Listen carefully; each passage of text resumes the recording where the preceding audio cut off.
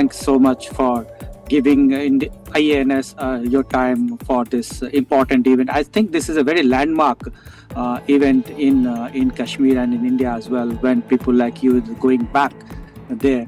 So let's start from you itself. Can you tell us briefly about, describe to us what this is all about, who all are going, and why what the backdrop of it, what the behind the scenes story about it, when did this all started? So before answering that question, let me give a context. Ours was a very microscopic community in Kashmir. And as all of us know, that Kashmir has been the cradle of Indic civilization. And we have a recorded history of more than 5,000 years, a documented history of the civilization there. So what happened in 1989 and 1990s, because of the terrorism, the whole community had to leave that place and got scattered all over the globe. So a small, minuscule community whose tenets have been so high, like caring, sharing, pursuit of knowledge, benevolence, spirituality. So all these people got scattered all over the globe. So now it has been 36 years of this situation, and the biggest problem with our community, the biggest threat of our community is looming extinction, that we are not connected to our roots. And it's very important for our people to remain connected, for our kids, for our youth, for all of us to remain connected to the root, to survive this as a community. But unfortunately, it got snatched and we were not able to go back. So that is a looming threat about the extinction. So a lot of our organizations are doing an excellent job in preserving the heritage and culture to preserve this community as a community. So moving forward, now in 2023, we had an international conference in Delhi. And in that international conference, one of the resolve was that all our activities should remain focused towards Kashmir. And at that time, we made a decision that we will do a heritage tour and a global conclave in Kashmir. And that will showcase, there were different objectives about it, and I will talk about them. So it emerged from 2023. So we decided to do this conclave and heritage tour in September of 2024, but we couldn't do it because at that time the elections were conducted in UT of Jammu and Kashmir. So we had to cancel it. Then we rescheduled it for October of 2025, and unfortunately in August of 2025 the Pahalgam carnage happened. So we again canceled this. Then we rescheduled it for June 6th to June 14th. That is what we are all excited about and talking about. So this is basically from June 6th to June 14th, 2026. So it has two parts. From June 6th to June 12th, we have the heritage part, where our folks will be visiting the symbols of our civilization, get the feel of that environment, get the feel of our forefathers, our rich ancestry, because 90% of our community have not been able to go back and get connected to our roots. So perhaps this is one of the very important exercise, so that our youth, all the people who have not been able to go there can see have first-hand impression about our rich ancestry, about our culture, about our in every parameters. So Lalitji, I will answer it in a way that may seem very odd to you. Okay. This is our 7th exodus from Kashmir. So we have gone back 6 times earlier.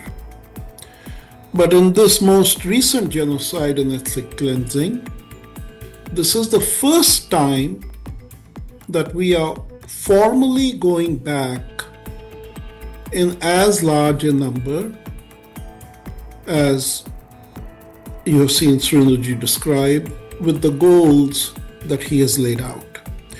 I would like to add to what he said in 2 ways.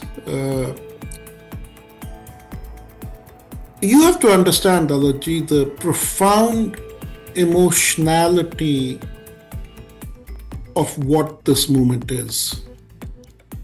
When India became independent, the words the then Prime Minister used was a tryst with destiny, because India was being returned back to its own people. And so what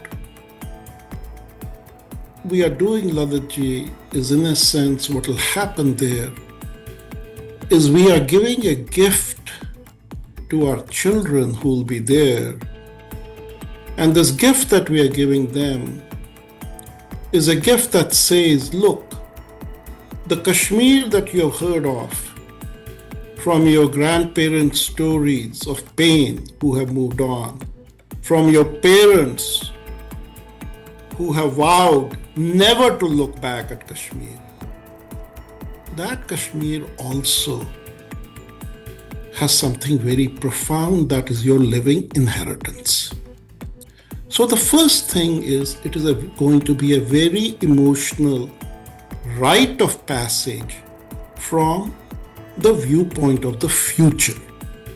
That has to be understood. One should understand what will happen there when these children, for whom Kashmir is an abstraction, suddenly experience the energy of the Shakta centers that they will visit. That's point one. Point two is it's also a message. The message is every time that the Kashmiri Pandits had to flee the valley, it was because of one simple thing: loss of protection by all arms of the state. Every time. So on this itself, how this return is different for the other previous 6 ones? Do you feel the atmosphere is right there? That's why you're going there safe and secure. I think this is not a permanent return your people are doing. It's a temporary or site visiting kind of thing, although it's historic. Let me take this question.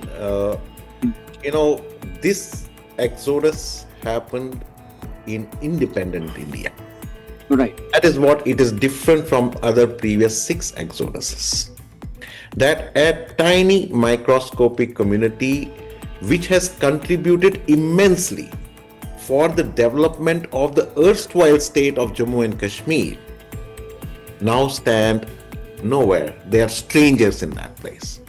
Now, coming to the question that is it permanent or temporary, we are going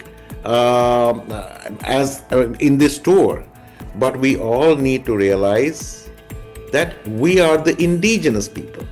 The first point is that this exodus is not different from the other 6 exoduses in the sense that the forces that were responsible for exodus were the same. They have not changed since the 14th century.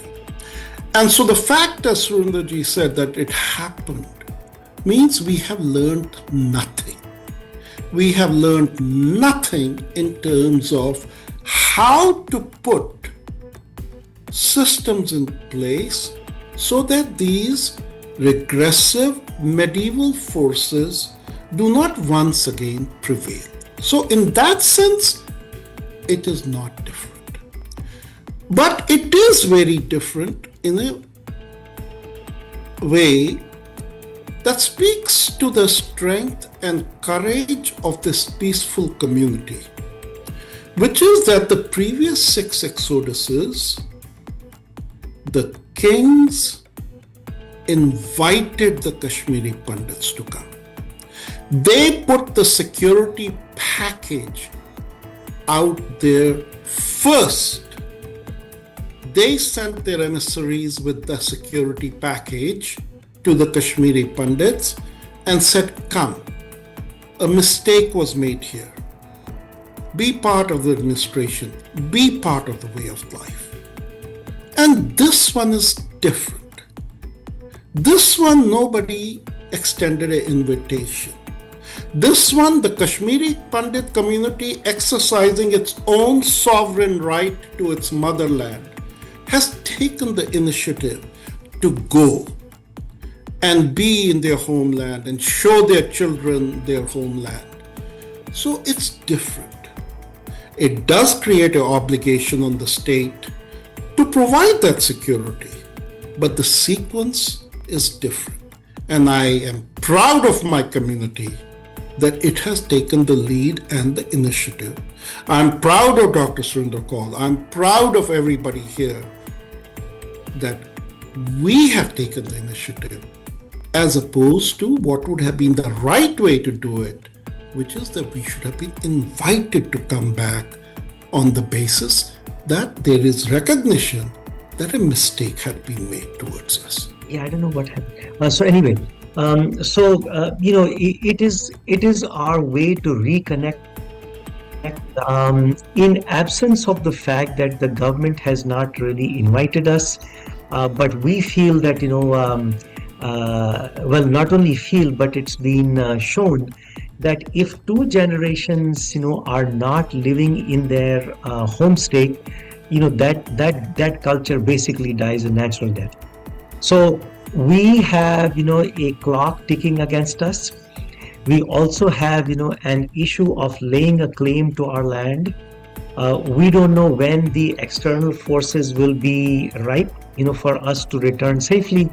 But as Surinderji and Rakeshji said, this is our opportunity to go and make a statement, and also let the folks over there know, because the younger generation of the Kashmiri Muslims that are living there, they don't even know what Kashmiri Pandits are all about. They don't even know what they look like, and perhaps most of them don't even know that they ever existed.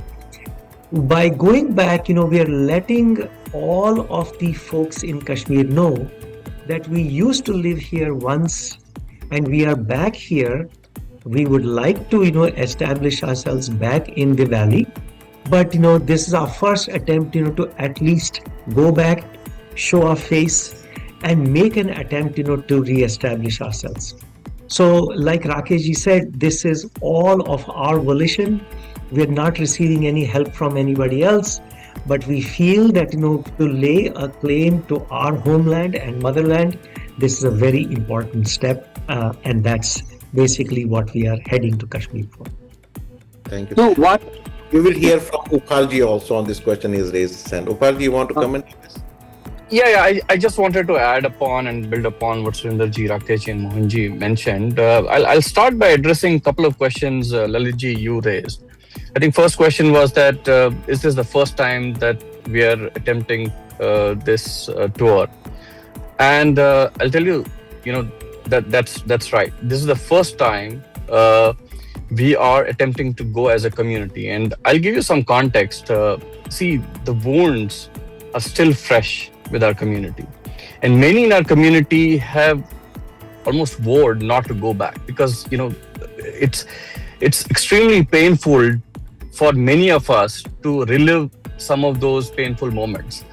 But why this tour becomes important, because this gives us the collective community strength to go together as a community and overcome that hurdle. Because if we don't go, we are the biggest losers. We are losing ties to our ancestral homeland. That's one.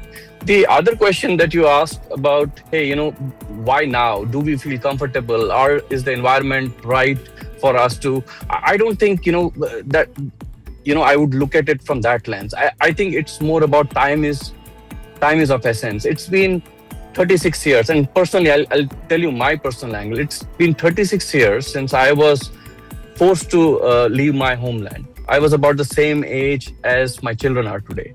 So my connection to Kashmir now is mostly in my childhood memories of my home, memories of our temples, memories that are slowly fading away. That's why, this moment matters, the timing matters. It's not about whether the conditions are right. It's not about whether we still don't feel welcome. We still have that feeling that we're not welcome there. We still have that, feeling that we may be a target, but, we can't hold that and not act. Are you looking forward to your visit? What are your thoughts on this? Let us go to Shireen. Shireen, are you looking forward to this visit? Yes, I definitely am. I have been asking my dad since probably I was in 7th grade, when can we go back to Kashmir? And I didn't realize it at the time that it's such a loaded and like deep question. It's not really as easy as, yeah, we can go visit the same way we visit our relatives in Delhi as well. But it shouldn't be. And I think that's what this whole initiative is that it shouldn't be this uneasiness or, some people just are uncomfortable about going back and they've made that decision. But for me and my family personally, we've always been in talks about it, and there is no right time to go. There never will be in terms of, when is the right, in terms of safety or any of those concerns. But I think it's the story of Kashmir and the history of it is in our hands, and what we choose to do with it is also under our control. And so the stories that I've heard about Kashmir growing up, I want to be able to go and see, the exact place where those stories were created. And for my dad, who like many others hasn't been there since 1990, it's going to be a very emotional, journey for him.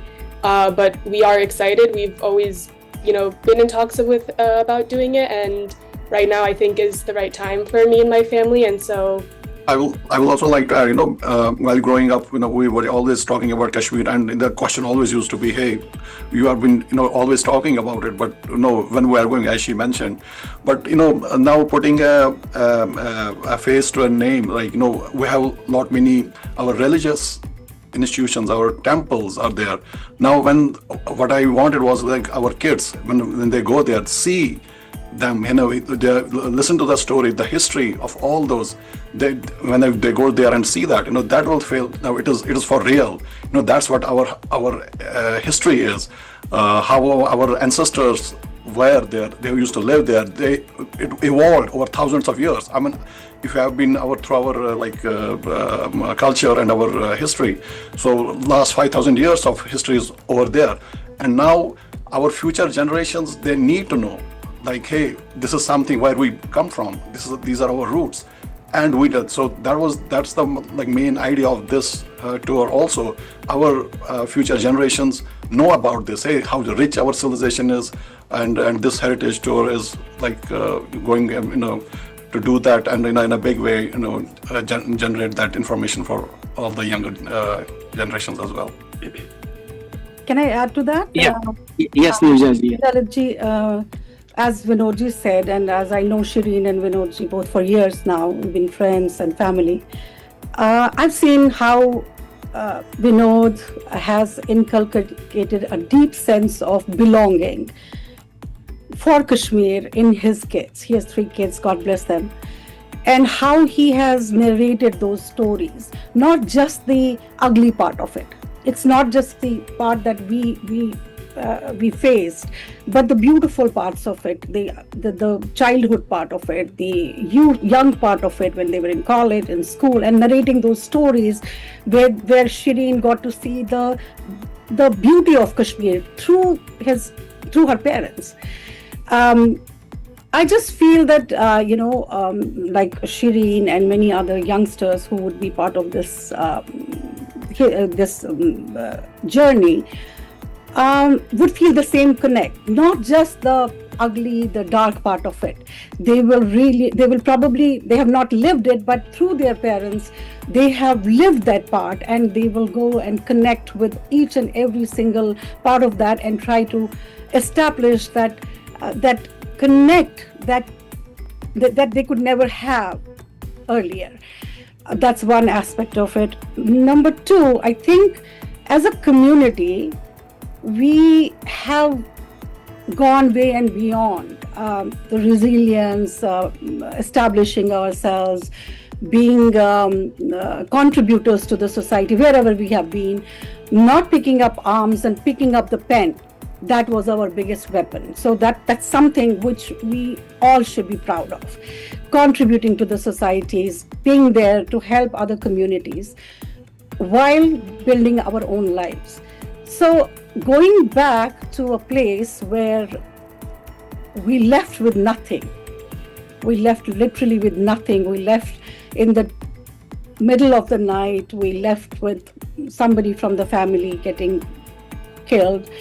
and now going back to offer something, to offer ourselves, to offer our what we have achieved in this life. 36 years of our, even if we were in turmoil, but whatever we have achieved, to offer our land, our motherland, something that we have. And that's at most, I think personally, I feel that's we are all going to offer more than we left with nothing. So for Shireen and other young, KP kids, that's also something that will enrich them, that will give them a perspective of what is to be done, what we don't need to step into and what we need to do in our future. And also one more point I want to add, that like Surendraji, Rakeshji, myself, we've been living this exodus or genocide and this for decades now, and going to our home, that's where our soul is. My soul is there. I know that every night I dream about my Kashmir, and I'm not just saying it for the sake of saying it. I don't know how many years I have left in me to fight for that place, my home, and I am not going to wait for somebody to invite me. Okay, you know what? Now we are going to provide you with this. As Rakeshji said, onus should have been on them. They didn't do that, so it's on us now. And we are capable and able to do it. And I am very proud of that. I'm proud of our youth. I'm proud of all these people here. I'm proud of so many community activists who've been constantly working at this. And it's going to be catharsis. I mean, for us to go back after 36 years, it's going to be a moment for us.